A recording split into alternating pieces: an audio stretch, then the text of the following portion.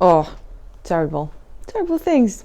Okay, so good morning everybody. I'll try and stand so this lamp doesn't give me weird circles in my eyes.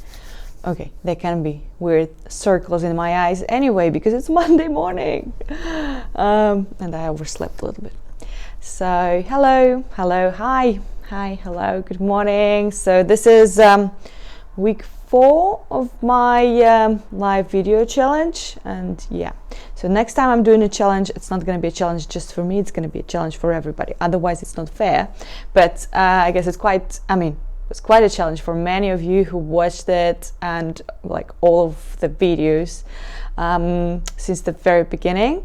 Hello, if you're here to stay, so as we usually do, could you please type something in the comments? How was your Monday? How was your weekend?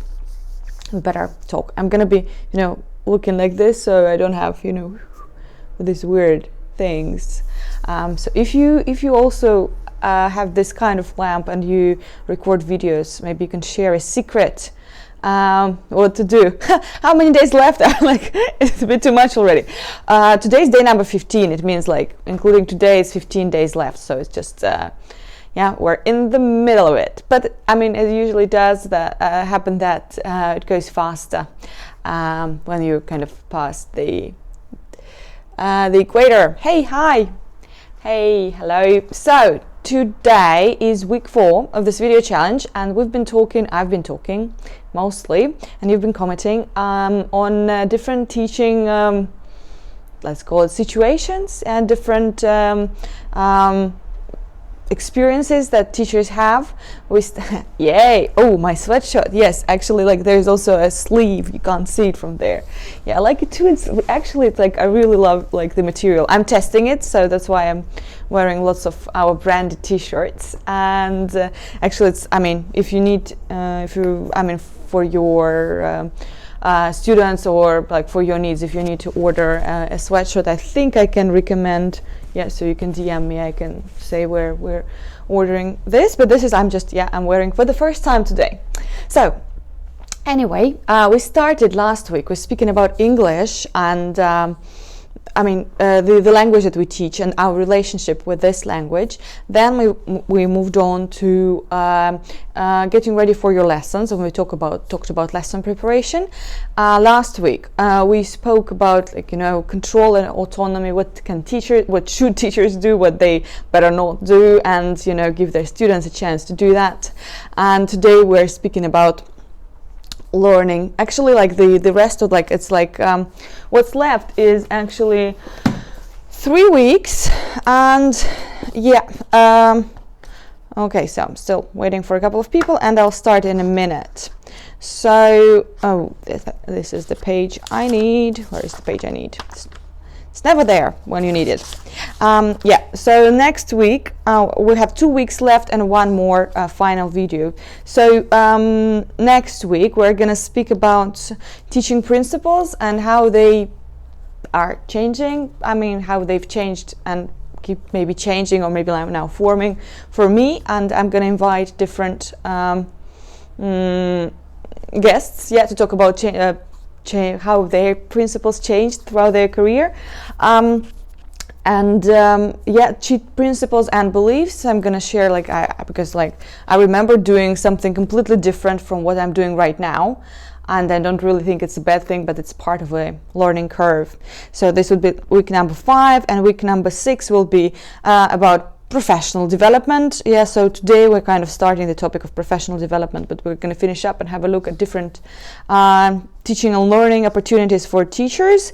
And then week number 7, which will be, I don't really know what day it's going to be. It's going to be Monday, I just don't know the date. It's going to be my final live, and I'll need to think what to do there. Maybe I can dance, maybe.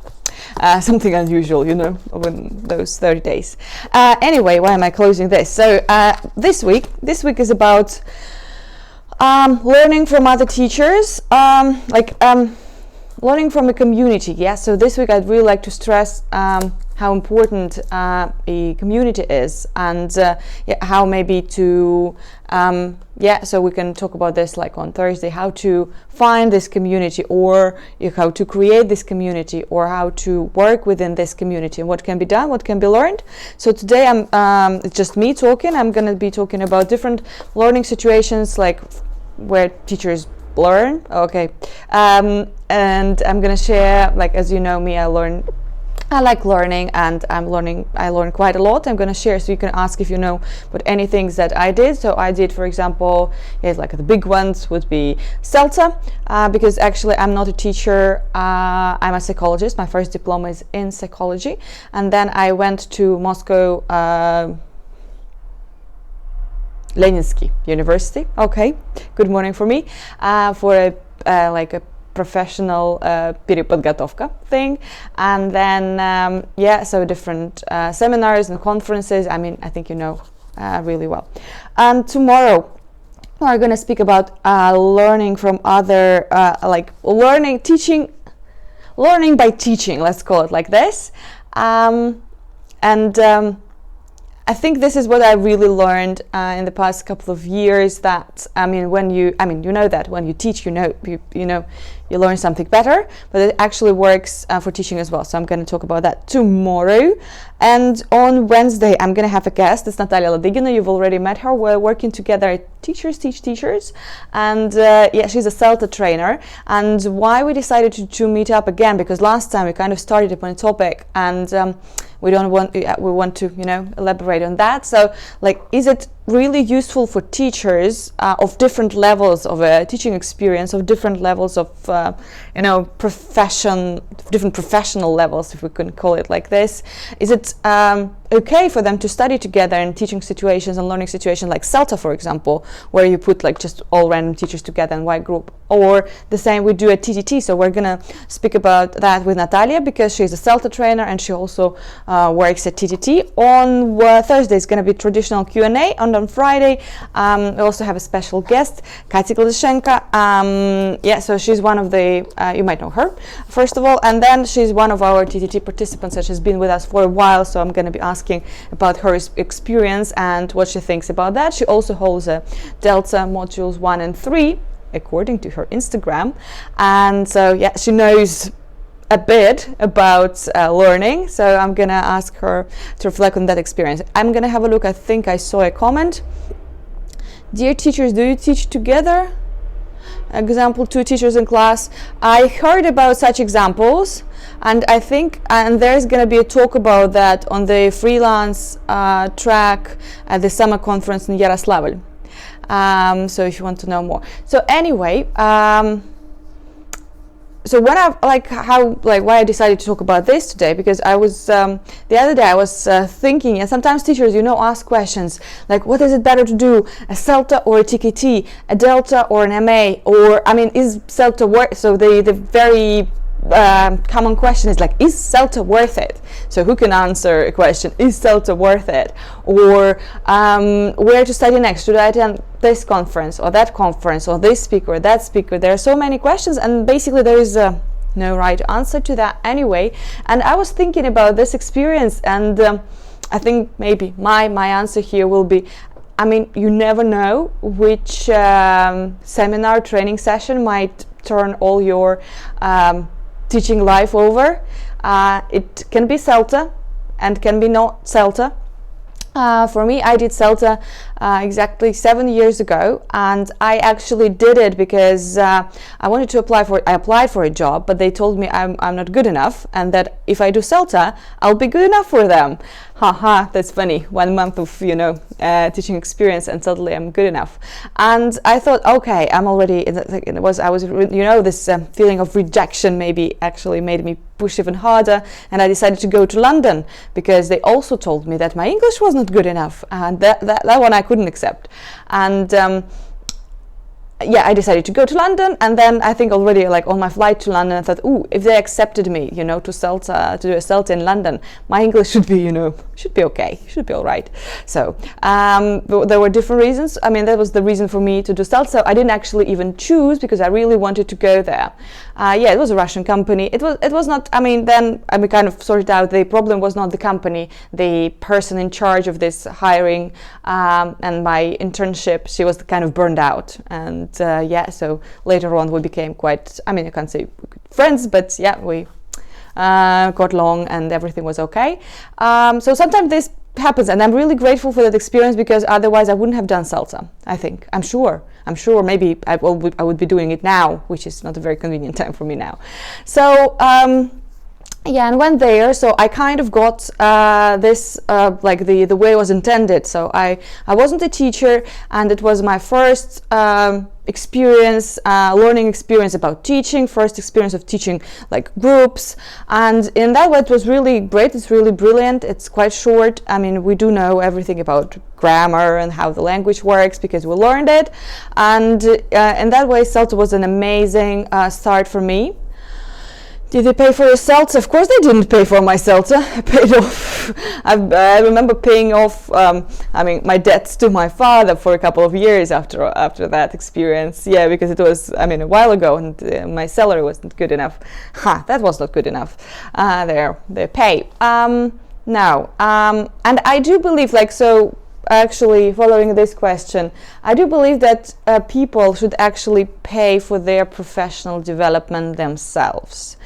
I don't know. I mean, there are different situations, and Dmitry Nikitin does really good talks about that.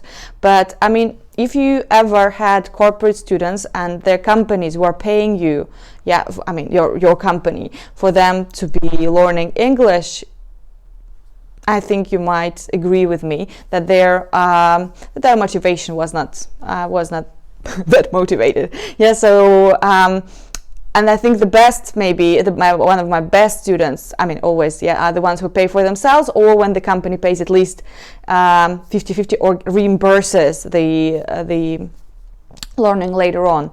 So yeah, so this is answering your question, I hope. Anyway, yeah, I did my CELTA, and then I came back and started teaching, and I felt that CELTA was not enough for me, and I wanted something, you know, really Russian. I went to a real university, so I went to study there, and it was so different from CELTA, but I really enjoyed it because I actually knew what I wanted. So the key here is know what you want to learn there and be sure that they're teaching that there. So for me, I wanted maybe more, you know, what did I want? I want some academic structure. Maybe this is what I wanted. Maybe I just missed my university, you know. Sometimes things you get from your CPD are not the things you actually intended, and that's also, I mean, a great surprise. And I met so many amazing people. So this is when I realized that actually, like, studying when you're a bit older, when you're choosing university, when you're not 17 or 18, when you are, you know, somewhere maybe near your 30s, because you actually, so this is actually speaking about community. So this was when we put us together in a group. There was a group of amazing women. I think we're all women. And these women chose to be there at that moment of time, not because somebody told them you should go to university and otherwise you'll ruin your life, or for all other reasons, but just because they were paying for their education and they were there to study, to share, and to learn from each other, and we still keep in touch. And not all of them, surprisingly, yeah, so only maybe 2 of us, maybe 3 of us keep teaching, and the others decided to quit. So even, you know, choosing your university in your 30s doesn't guarantee you really want to do what you want to do. So, and this, so this means that our like short courses are better. You don't have to commit long term.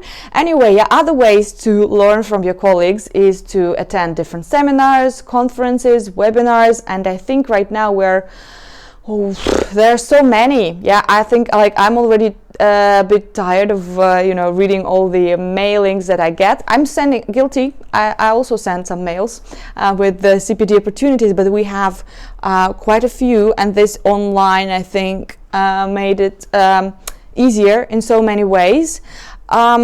And then, so what actually brought me to this reflection, this is not this is not commercial advertising, this is just me sharing. Couple of years ago, like exactly two and a half, I think I went to Novosibirsk just for fun, because actually, there is a training in Novosibirsk. It was quite unusual back then. Dmitry Nikitin School was organizing that. And I just started using the outcomes book, and I thought, I need to read the teaching lexically. And I like reading, but not, I can't say that I read too many methodological books. I must say it's hard for me to learn this way for some reason now from the books. So if there is a person I can learn from, it's easier for me. So first thing, reflect on how are you learning, what's best for you. And I thought, Novosibirsk, fun, cool, let's go there. I also was in charge of I was helping the team to organize this seminar, so I think I got a discount. I'm pretty sure I got a discount, not for the flight though. And I attended this, there was a 3-day seminar on teaching lexically, and that one completely, changed the way I teach, changed the way I see the language, I maybe even changed the way I learn myself. And it was totally unexpected, because it's not the big course provided by huge worldwide famous organization. It was just something I did on a whim, something I didn't plan, and something I wasn't maybe putting too much hopes on it. I don't know, maybe just happened. So maybe this is my main idea for today. You plan your CPD, before paying this huge sum of money and committing to a learning experience. You think it through, but sometimes it works for me. I have a feeling I need to go there. So this happened several times, I just need to go. I don't know why, I need to go there, and I'm okay with listening this internal voice telling me things to do, and I just go, and usually good things happen to me. So this is my strategy. Feel how you work. Some people, so I tried several times to make those educated decisions, and so the emotional thing works for me better.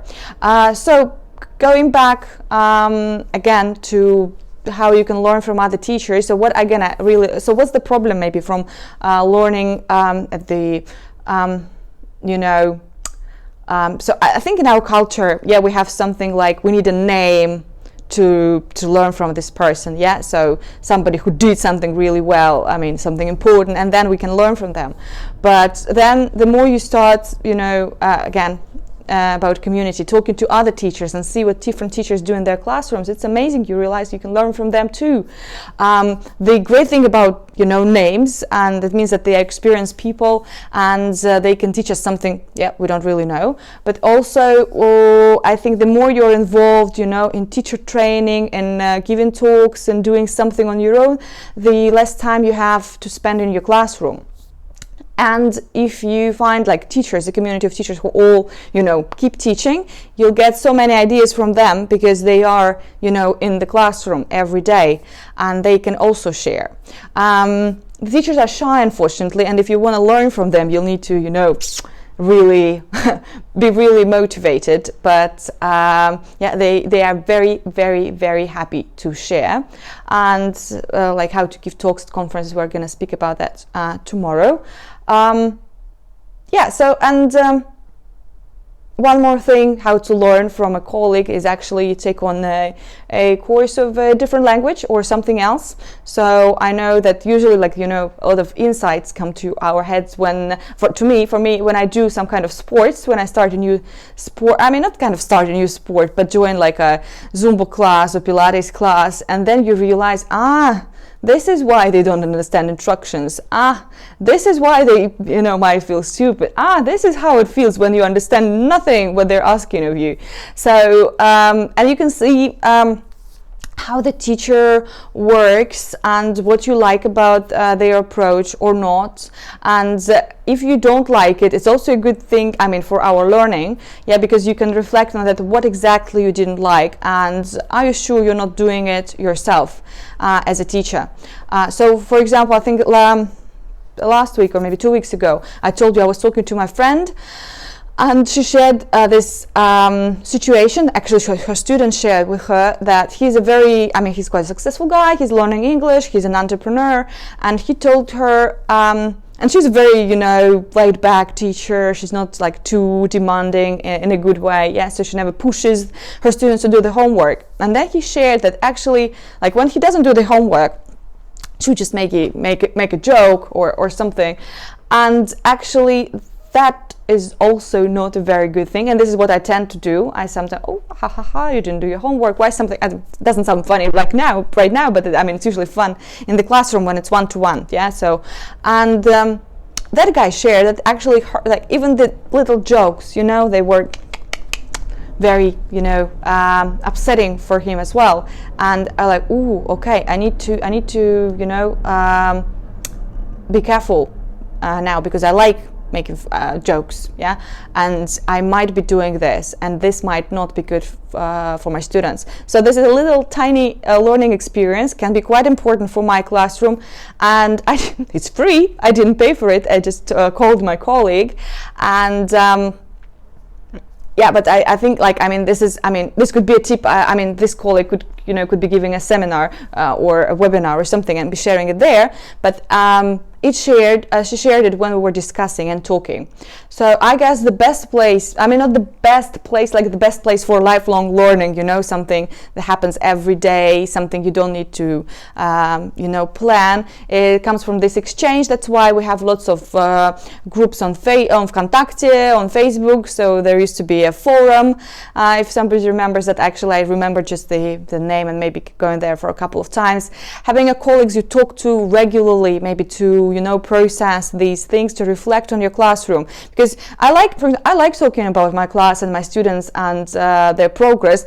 I'm not sure my husband likes listening about that. He does listen, but I'm not sure he's a big fan of that. He knows all my students' names and everything, but yeah, and actually I cannot tell him much as well, because there is some personal stuff, and if he knows the names and he sees sometimes the faces when he comes into the room, so I can't really share what's going on with their personal life and stuff, so it's very, very I don't really share the information. So anyway, yeah, when you have like a colleague you can call and discuss, this is amazing. When you have a group of colleagues, like-minded colleagues, so this is where sometimes when we study together, like at university, then we all go different ways, and if you don't get any like formalized education after that, it's quite hard to find people who think the same way you think, who attend the same seminars and conferences.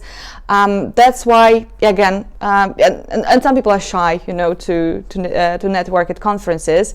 By the way, I think yesterday somebody posted a great post on Instagram, like about how this Instagram connected us. So here on Instagram we have a really nice supportive community of teachers. Yeah, not a community in the sense of like a formal community, yeah, but lots of teachers sharing, doing stuff for free, selling their courses and learning together. So if you find that C2 proficiency learner, hello.